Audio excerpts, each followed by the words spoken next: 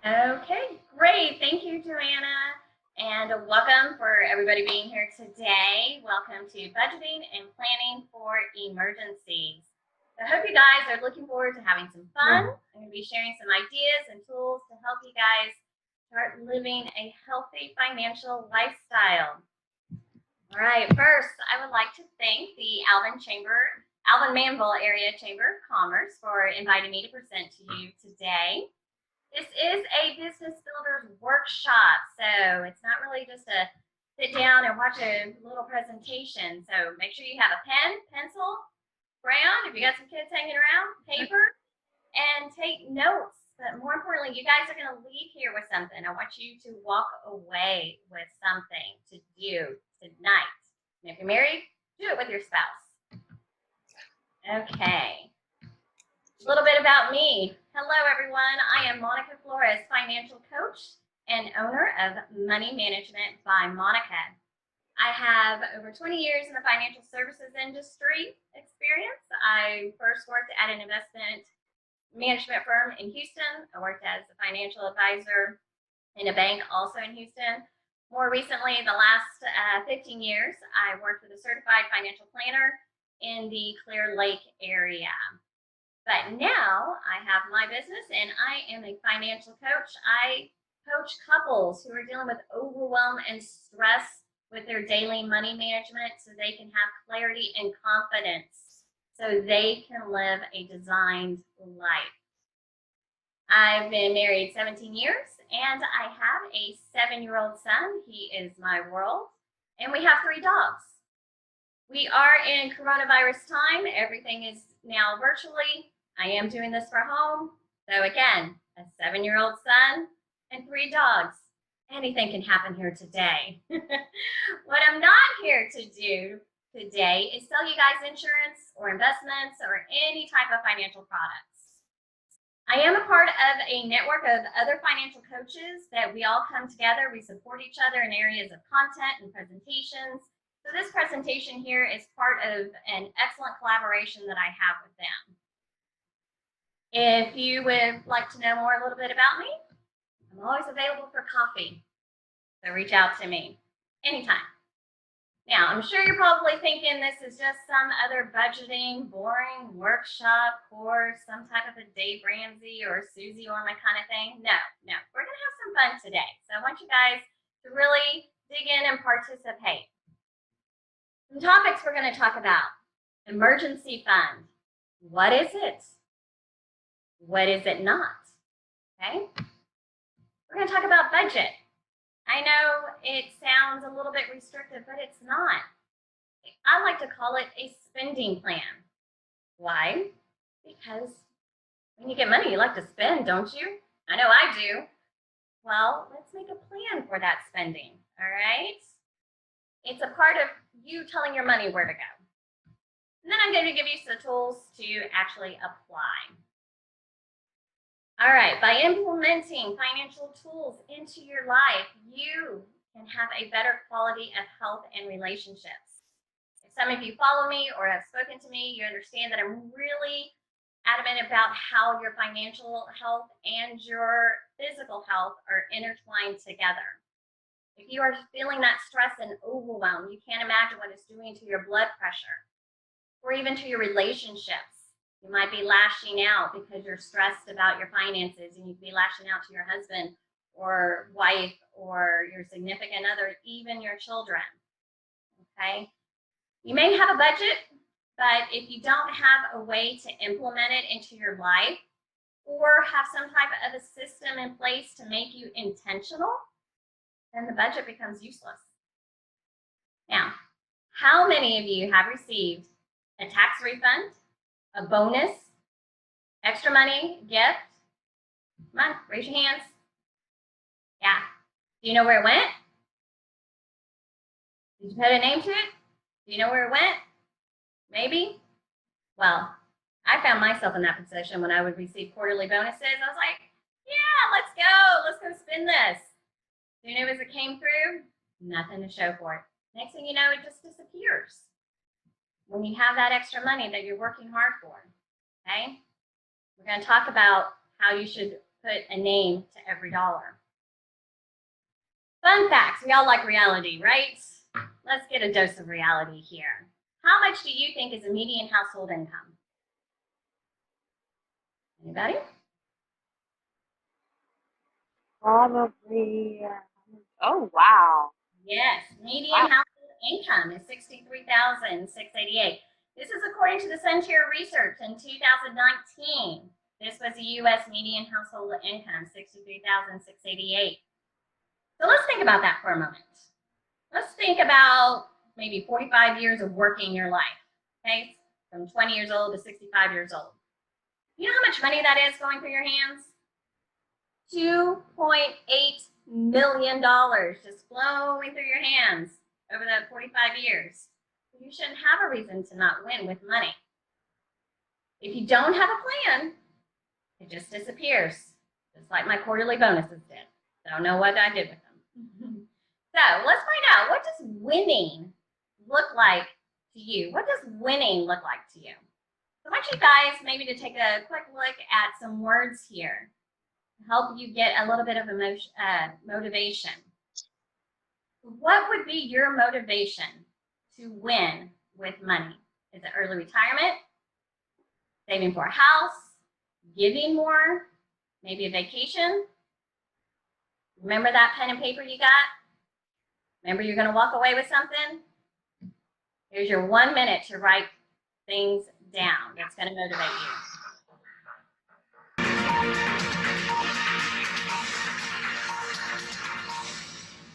All right. Who would like to share what they wrote down? What's your motivation? So I want to be able to give more. If there's a need, I want to be able to meet it. And that's a huge part. And then retirement. I mean, we don't want to work until we can't enjoy our funds. And yeah, giving more in retirement is a big part of it. Good. Awesome. Barry, did you want to share with something? I think it was almost literally everything you said about giving, retirement, but vacations is always the one that sticks out now that I have kids that are fun to travel with and remember where we go. You know, vacations is a big one at the moment. Yes, absolutely. Well, everything that y'all listed, everything that's on here, as you guys said, there's really nothing crazy on this list or with what any of you guys shared. But society has a different view. Society tells us that debt is normal. You may hear a commercial out there telling you, hey, you deserve this. Or check out our new credit card. You have these points. You get these rewards. Why don't you go ahead and take out a home equity line of credit so you can pay off those credit cards? Yeah, just so that you can end up going back into the same old routine and charging again on those credit cards. This is society's view. I'm Stanley Johnson. I've got a great family. I've got a 4-bedroom house in a great community. Like my car? It's new. I even belong to the local golf club. How do I do it? I'm in debt up to my eyeballs. I can barely pay my finance charges. Somebody help me. Who remembers that commercial? Does anybody know? If you don't remember that commercial, I'm probably dating myself here. I don't remember that commercial. Oh my gosh. Okay. Yeah, it's probably an 80s commercial. Yeah. I definitely remember that commercial, but it is pretty funny. But that's what some people do. They end up chasing the Joneses, but only to find out the Joneses are broke too. Yeah. Another reality check. The average consumer debt is $38,000 per household. So you might be thinking, oh, I've got $15,000 in debt. I'm good. I'm below average. No, you're still not that great off. But again, the average consumer debt is $38,000 per household. Now, what percentage of Americans live paycheck to paycheck? 77% live paycheck to paycheck. So if you're hanging out with 10 of your friends, 7 to 8 of them are living paycheck to paycheck. How much are people losing sleep over their finances? 92%. There goes the fact. Hey, I have a question. That 38% or $38,000 for the average, does that include like mortgages? No, just consumer debt. Wow. Yeah, just consumer debt. Good question. So people wake up in the middle of the night. Have you ever had that? You wake up in the middle of the night and you're like, oh my gosh, did I pay that bill last night? Babe, did you pay that bill or did I pay that bill? Maybe we both paid that bill. You don't know. Then you're like, yes, we paid it. Okay. Oh, well, wait a minute. Netflix is about to come out in a couple days. I forgot about that. Or do we have enough money? People are staying up at night with all of this anxiety and stress hanging over them. Did you know, I read this somewhere, that at 8 a.m. is the most common time where money transfers are occurring? Huh. 8 a.m. How do you feel when you're going to bed at night with just so, for me, when I have that anxiety and that stress and overwhelm when it comes to your finances, it's just like this heavy weight on your chest, like you almost can't breathe. You go to bed like that, and then you still wake up like that in the morning, it's not good. It's not healthy. You don't feel good. It's stealing the joy out of your life, out of your day. Especially first thing in the morning. First thing in the morning, you don't want to wake up with anxiety and start figuring out where you got to go with your money and start making transfers at 8 a.m. No, you need to start your day out right. Okay. Money fights are the leading cause of divorce. Yes. Now, these statistics I gave are pretty grim and negative, but it doesn't mean all is lost, okay? You can still win with money. But what does it take? What does it take to win? Now, you're going to have a lot of sports people out there, a lot of athletes that will tell you lots of things of what it takes to win. And one of them, and I'm sure every single one of them will say it, it takes discipline, right? But discipline really isn't all that fun. But it does take discipline. Just like when you're trying to get healthy and trying to get fit, you know what you need to do. You need to eat better. You need to exercise more. The same with money. Live on less than you make. Save, give. You know what to do, but you just don't follow through. You need that accountability. A couple of years ago, probably maybe about 4 or 5 years ago, I wasn't feeling very healthy. I knew I needed to lose some weight. And really what did it for me to even start looking into getting healthy and losing some weight, my son was probably about 2 years old, and I was driving him to the lady that was watching him at the time. But I was just so tired, just tired. You just felt unhealthy. I felt it. And I'm driving him, and I'm falling asleep at the wheel. I remember just closing my eyes sometimes at the light, at the red light, and just closing my eyes for a minute.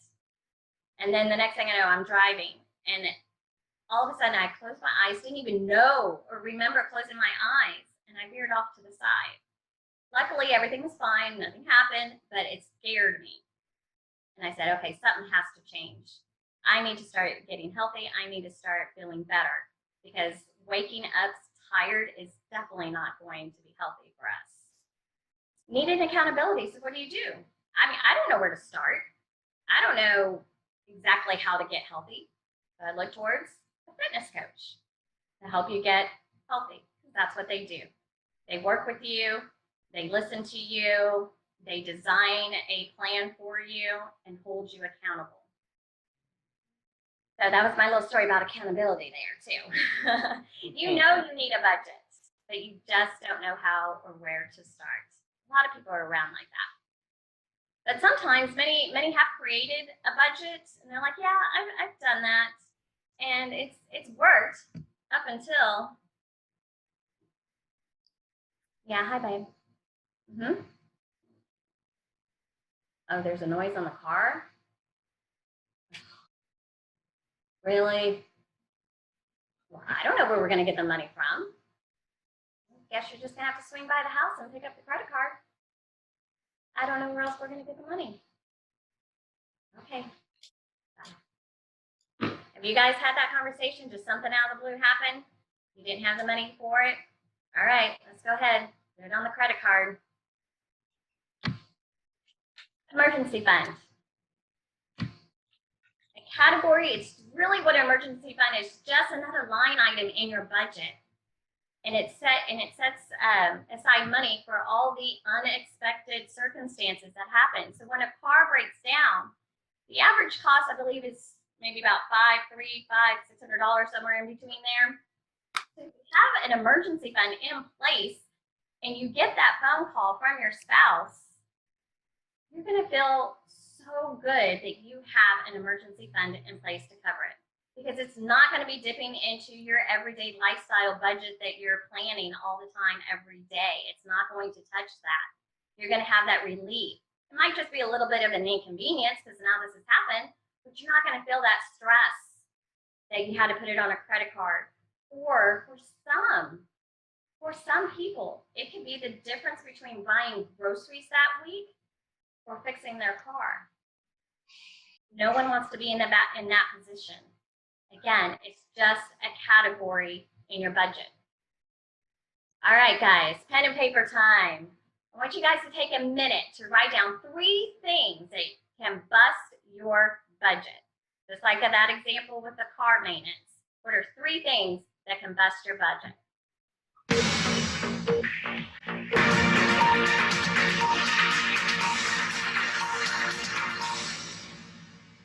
All right, what you guys got? Oh, I put home repair. We replaced the roof a couple of years ago. Yeah, I put down that, and then I also put down the random everybody had a birthday party in the same month, and I didn't think to write that down a year ago. Okay, budget busters. Yes, I will give some of those a little bit, but those are things that you should also try and implement as a line item within your budget to start planning for. One of the number 1 reasons for bankruptcy is medical. Medical ends up happening. Medical is definitely a budget buster because that's definitely unexpected sometimes. If someone gets sick, or in our case, poor Isaac, he got bit by a dog, So, but also one thing that you really never expect sometime, and I always like to say this, is a speeding ticket. That can cost a couple $100. That is definitely unexpected sometimes, even though you're not supposed to be speeding. But what an emergency fund is definitely not, it's not going to be for Christmas, saving for Christmas. It's not going to be saving for those birthdays. They happen every year. Things that happen every year are not going to be emergencies. It's just those unexpected items that happen. Okay. Some people ask, well, how much? If you can start with $1,000, that's perfect. If you don't have anything now established for an emergency fund, start with $1,000. Okay, because you're just trying to create a nice little cushion. It's going to cover about 90% of any type of an emergency that might occur, but it's just giving you that little cushion between you and life so that you know that you're going to be okay. Eventually, yes, you want to increase that because, again, it is going to be a line item in your budget that you're going to be continuously adding to. You'll start to feel less stress and that overwhelm about your finances, just knowing that you have an emergency fund. Okay. Let's see here. Especially since you don't have to put it on a credit card or anything like that. Now, some people might say, well, I've heard about three months an emergency fund, 6 months an emergency fund. Yes, that's what you want your goal to be as well, for sure. It's usually 3 months of your expenses to cover. But start off small. Make those small wins because that's what's going to count. And that's what's going to get you to that 3 month. That's what's going to get you to that 6 month. There's financial coaching clients that have them all the way for 1 year of their full of expenses, 1 year full of expenses in an emergency fund. Okay, but start off small. With $1,000, that's all you need, and then just start adding to it. What percentage of Americans don't have an $1,000? 64% of Americans do not have an emergency fund, at least $1,000. Again, what emergency fund is not? It's not for vacation, Carrie. It's not for vacation. I know we all work hard, and you probably just sit there, oh, I worked so hard these last couple of months. I need a vacation. A vacation is a line item in your budget too. Okay, it's not an emergency, no matter how well you deserve it. I know you might go home tonight and be like, I don't feel like cooking tonight. Well, we don't have anything really in the checking account. Oh, that's okay. We'll just, dip into our emergency fund for eating out. No. It's not a padding in your checking account either, because that will disappear. Us as financial coaches, we're not perfect. That's happened to me.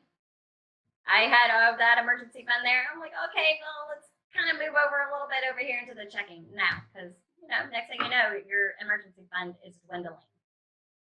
So what is an emergency fund? It's a separate account, totally separate. I usually suggest that you have it even at a whole totally different bank, maybe even on the other side of town, so that you don't get there. If it's something that's in cash, you might want to hide it in a drawer or something. But the thing about that, don't forget where you hid it. I've come across places where I've hidden money and you're like, oh, that's where it went.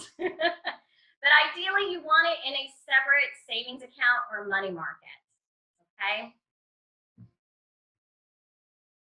An emergency fund is also protection. It's protecting it from you. So you're not that little gremlin going in there and trying to dip into it. Okay? It's going to bring peace. Wealthy people self-insure, and this is the first step to self-insurance is by protection. Emergency fund is for emergencies only. So today, tonight, go home, discuss with your spouse. Together, y'all constitute what is an emergency fund. What together are we going to consider an emergency fund that's going to let us know that we are allowed to go ahead and dip into that emergency fund? It's something that you both need to agree on. Again, it's not food. It's definitely not Christmas. Okay, Christmas happens every year. Just like Thanksgiving, Halloween, anniversaries, Valentine's, all that happens every year. Same date, okay? Even your mom's birthday, that happens. Now, some of you may have $1,000, okay? You might have $1,000 right now.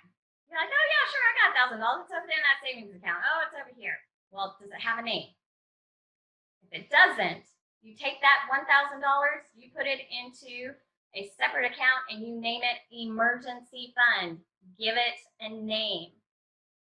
Okay, because that is going to let you know all the time that's what it's for. It's not just a little pile over here. Oh yeah, we've got about $10,000 in this account, and about $1,000 of that's going to be emergency fund money. No, take that out, separate it. This is emergency fund only. Okay, again, if you don't have $1,000 right now, start looking into ways you can make $1,000.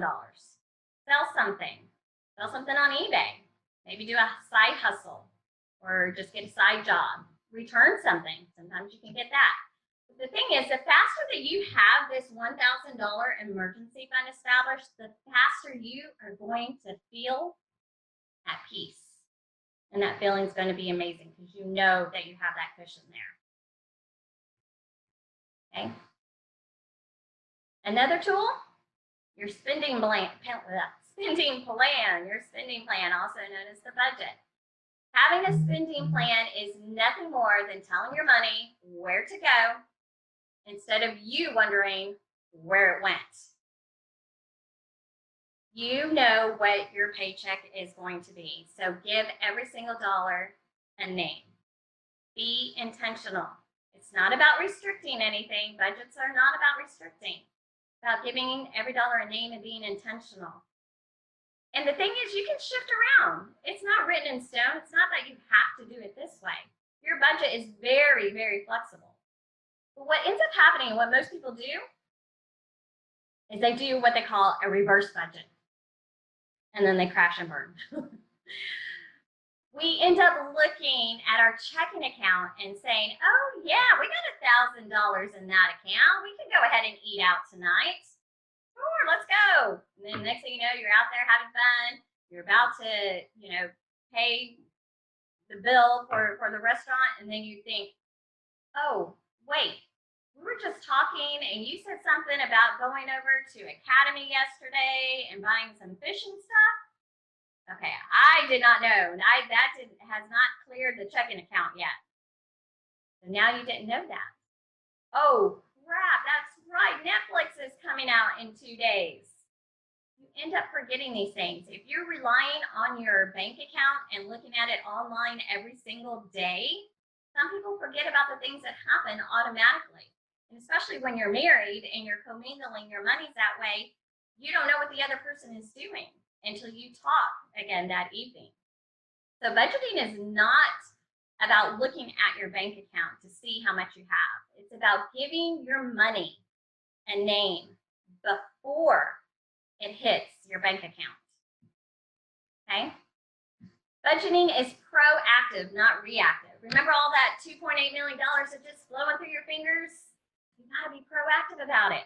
When you're reactive, that's when the stress and overwhelm set in. You worry, you fear that all that creeps in and it steals the joy out of your life. You don't want that.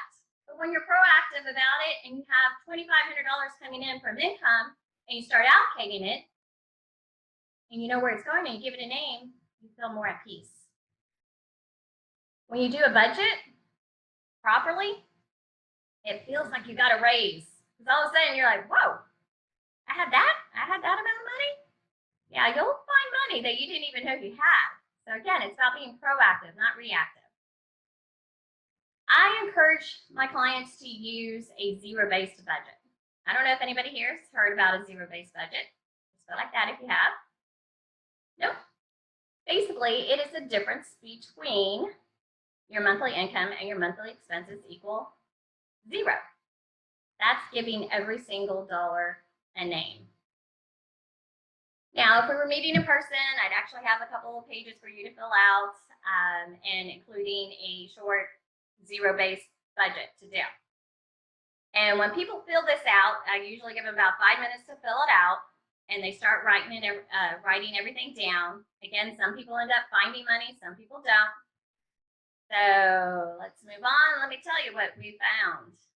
Some revelations after just writing down a quick budget. Just, like I said, just estimates there. They end up finding, oh, I spend too much. Or it says I have extra money, but where is it? Don't know where it went. Some people even said I never really thought about looking at my money this way. Okay? If your income is greater than your expenses, because again, you're supposed to zero out on a zero-based budget. Every dollar has a name. But if your income is greater than your expenses, that's great. Kudos to you. But now you need to do that extra work and give your dollar a name. So when you find those extra dollars, put it somewhere. Is it going to go to retirement? Is it going to go to a college fund? Is it going to go to a house, a car? Give it a name. If your expenses are greater than your income, well, it's time to evaluate. And if you're married, yeah, it's time to have that conversation with your spouse. What are you guys going to cut? What are you going to trim back on? Maybe even give up something.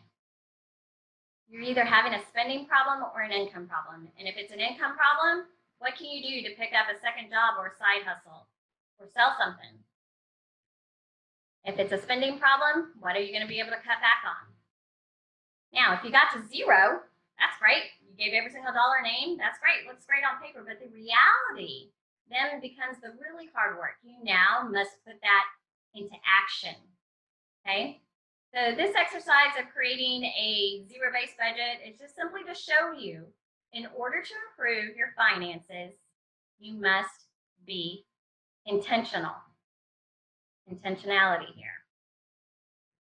A life-changing experience for me back in 1973 is I'm sitting down with a guy named Kurt, and we're at the Holiday Inn in Lancaster, Ohio, and he asked me, he said, John, what's your plan for growth? I'm just a kid. I'm just in my 20s. I don't even know I'm supposed to have a plan for growth. I'm embarrassed because I don't have a plan for growth. And then so I decided to fake it. So I told him how hard I worked, and I went through this whole schedule, and I was like a plane circling the field, trying to come in for a landing. I went around and around and around. Finally, I ran out of gas and shut up and landed that sucker. As soon as I quit, he said, looked at me, smiled, he said, you don't have a plan, do you? No. Then he said words that changed my life. He said, John, growth is not an automatic process. If you're going to grow, you're going to have to do so intentionally. Being intentional with your money is what's going to give you control. You are in control of where you send your money. The reality is 9 out of 10 don't plan for their money. There are lots of reasons why that happens. They don't know, and usually it's because of their own unique situation. Maybe they have irregular income. They don't know exactly how much is going to come in or exactly when it's going to come in. Some people might have a son or daughter with special needs, medical needs that can pop up at any time. There are things that are unique to you, for you and your family, that you need to figure out what budget works best for your family. So there is no one size that fits all. Trust me, there isn't. You can Google anything. Some friend might say, oh, this is the best budget out there. You need to do this. No, it may not work for you. It may not work for you and your family. You need to find one that works for you and your family. Okay, so let's talk about a tool that can help put this application piece together.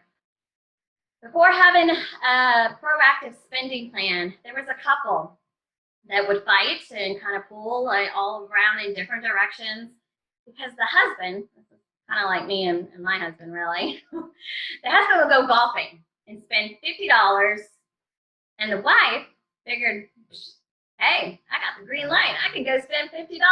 I'm going to go buy me a dress. Almost kind of like a tit for tat kind of thing. Oh, well, if he's going to spend $50, I'm going to spend $50.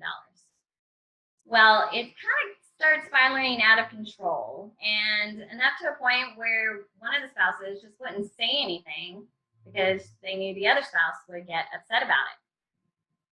But when they started to implement this next tool I'm about to show you, they started to improve financially, more importantly, emotionally as well, and they were able to really talk to each other more. They had peace knowing that their spending was aligned with their goals and that they weren't even overspending. But to help follow through on discretionary items and everything, just like the eating out, the clothing, the groceries, what they did was use cash. Cash helps control that impulse spending. Does anybody have some impulse spending? I know I do. Usually when you're at the grocery store, you're like, ooh, they have a new flavor of Oreos. Yes, put that in the basket. Or you're eating out. Or sometimes there's clothes that you might see hanging there and you're like, oh, I just have to have that now. Now, I know what you're going to say about the cash. Really, this whole cash envelope system, blah, blah, blah, blah, blah. But yes, really. But if you're not sure about it, I completely understand. But what I want to challenge you, okay, here's another pen and paper for you. I'm going to challenge you to test out 3 areas, 3 categories that you think you can use, that you actually impulse spend, and you think you can change that into cash. Okay, so test it out. I'm going to give you guys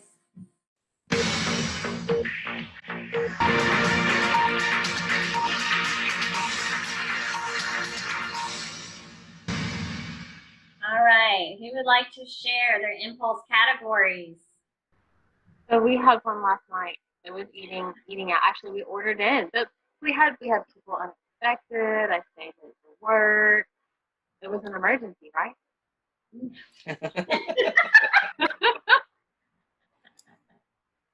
might seem like it at the time, but no. Yeah. And sometimes too. Like I'll go to buy that one pair of shoes that I need to replace, and they've got a sale, and I've got, buy one get one free. I've got a discount. Absolutely. Absolutely. Carrie, did you have? The place I tend to think of the most, thankfully I haven't been able to go there the last 3 months, would be like the ballpark or the basketball court, and spend a little extra on the food because they walk by at a certain time, or, see the new ball cap that I wish I had and go ahead and grab it while I'm there. Yep. Yes, all those are great. So if you guys can possibly maybe just switch over to cash and have a little bit more control over it rather than getting some of those impulses. Because it's really about the swiping that gets to you. So I know some of you may not be sold on cash. Trust me, I wasn't either. But, because, just swiping is easier. But McDonald's did an experiment and found that people spent 45% more when they swiped plastic than when they used cash. It doesn't matter if it's a debit card, which is coming straight out of your bank account, and you're probably thinking, oh yeah, well that's cash anyways. No, it is, but you're still spending more because of you not having the actual physical cash in hand. So McDonald's increased their sales while you ended up financing your kids' Happy Meal. Yeah. You spend 12 to 18% more when using plastic, either debit or credit. Creating consumer debt is a slow process. You don't just wake up overnight one morning or wake up in the morning and say, oh my gosh, I already got all this $38,000 worth of debt. No, you don't wake up. It happens slowly. But the one day you are paying attention, or the one day you wonder, where did all my money go? That's when you realize you have $38,000 in credit card debt and nothing to show for it. Spending cash triggers pain centers in your brains. It's true. They've done a study for it. If you can use credit cards every month and you pay off the balance every month, that's great. That's awesome. You're doing well. You know how to control it. But it sometimes doesn't normally happen that way for most people. Now, I'm not anti-credit cards, okay? Because I have some myself. I'm not anti-credit cards. That's not what I'm trying to say here. What I'm trying to point out is that you spend more on using a credit card than you do if you actually had the cash, okay? You can use credit cards, you can do all that stuff, and you may still have the money for it, but you end up spending more than what you intended to do, okay? So now, it's time to draw the line in the sand.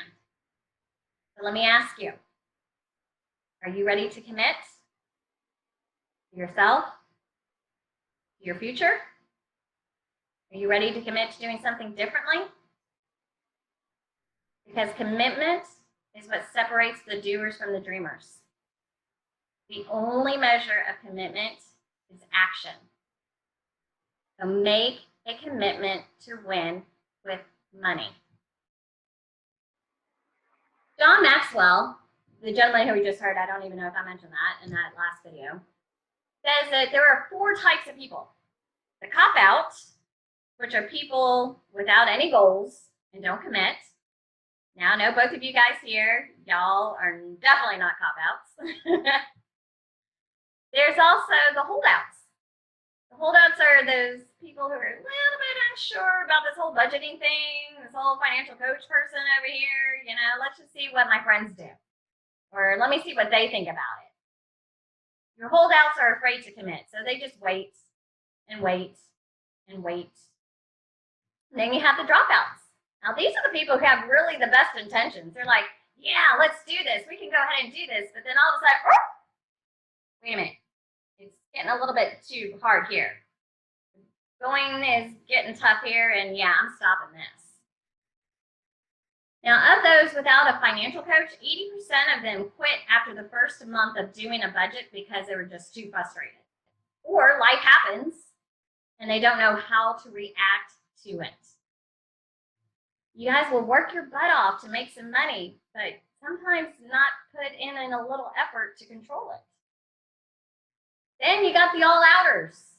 Yes, those are the ones we like to work with. They set goals. They commit to those goals. They don't make any excuses. They pay the price to win. Meet the Andersons. They're financial coaching clients. At their initial meeting, it was determined they would have a debt-free date in 5 years. So what I found is the more victories you have and the more focused you become, and the quicker you reach your goals. They started implementing all the tools from their coaching sessions. Their momentum started increasing. Their debt date started reducing. But here's what it was. Before coaching, they had no emergency fund. They had 2 overdrafts per month for 13 years. They checked their bank balances every day. They had accumulated about $30,000 in debt. They weren't sleeping. They were arguing with each other, and they didn't really have any clear goals. After coaching, they had an emergency fund. They had 0 overdrafts. They looked at their bank accounts only to celebrate the savings growth that they were accumulating. They have a stronger marriage, peace, and they were laser focused on their goals. But more importantly, I don't know if you can see it there on the screen, but they were debt-free in 15 months compared to what they were initially thought was going to take them 5 years. So what changed? It was their motivation. Their motivation was their son, Josiah. He's a special needs child. And one time at the doctor's office, they found out that he would not grow into a full functioning adult. So they had to make a plan, and they had to make it fast, and they had to change their lifestyle. They needed to make a plan for Josiah, for him now, in his adult years, and when they would be gone. Their motivation changed immediately. Their motivation is what changed them from taking their debt-free date from 5 years to 15 months. They became intentional and just started. Now remember those 3 things in the beginning that I had you list? That is going to be your motivation. But if it's not something that will truly drive you when that going gets tough, then you need to go back and reevaluate what that motivation is. Find something else. So do it tonight with your spouse. You wrote those 3 things down. Find out what your spouse's motivation is. Maybe both of y'all can come together with that same motivation, but make sure it is strong and compelling for the both of you. What is your true motivation? Focus on this, and you will get there. You will win with money. So today we talked about an emergency fund and ways to try and get that up to $1,000 fairly quickly. Maybe try and sell something, get a little bit of extra work. We also talked about the spending plan, a zero-based budget, okay? We also talked about using cash. So if you can, try those 3 items that you were talking about, using cash, try and use that. And then once you succeed, it takes small steps. That's all you need, just small little wins. If you can knock out those 3 things that you were using cash for, add 1 more thing on top of that. And then maybe something else after that. And start applying cash. Money management is a process, not an event, okay? You didn't wake up one morning with the mountains of debt, like I said earlier. It accumulated over time. So this too, it's going to take some time. Don't be a cop-out or a holdout or a dropout. Decide on being an all-outer. I'm going to be honest. You will struggle. It's not going to be perfect. But with the tools, accountability, the tips, and support from a financial coach, you can get there. Now, we talked about this simple. What we talked about is simple, but it is hard to implement. The Andersons, they committed and went all in. They reached their goals in 15 months. But they did more than just one event. They turned this into a life-changing process. I'm sure most of you have tried pieces of what I shared with you today, and it just hasn't worked, or you lose momentum. Well, that's normal without the guidance and accountability. So thinking about your motivation to win, what is your journey going to look like? What are you willing to do to win with money? I'm going to have you guys take another 60 seconds here in just a minute to write down a few items that you will implement today, or not maybe today, maybe within the next 30 days. Is it that you're going to go back home tonight and just communicate with your husband or wife and just start talking about your money? Maybe you're both going to start talking about your motivation, what your goals are. Or maybe you're going to go home tonight and say, hey, we're going to start using some cash. Or is it starting an emergency fund? What are you going to implement within the next 30 days so that you can start winning with money?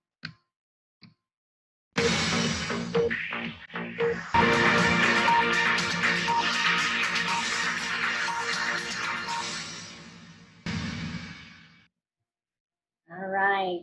Anybody want to share your commitments? I want to start using a cash fund for spending because sometimes I'll go whatever it is I like to buy, and then all of a sudden I get 3 or 4 in a row, and so if I have that cash. Awesome. Good. Definitely try that. How about you, Carrie? I really like the idea of setting goals to pay off debts. That seemed like a really smart thing to do, to actually, like you kind of said, put a name on it, but like put a date on when I want to be done with this and go for it. Absolutely. Absolutely. So tonight, go home and share your commitments with your spouse or even a friend. That writing them down like you just did is important. But sharing it with someone actually seals that commitment and instills the accountability. Okay? Make a plan. Be intentional. Commit to yourself. Oops. Commit to yourself and to your future. Thank you.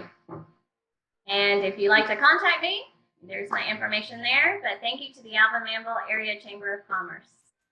Thank you, guys. And our next Business Builders will be in just a few weeks. We've got several coming up. So tune in, watch our Facebook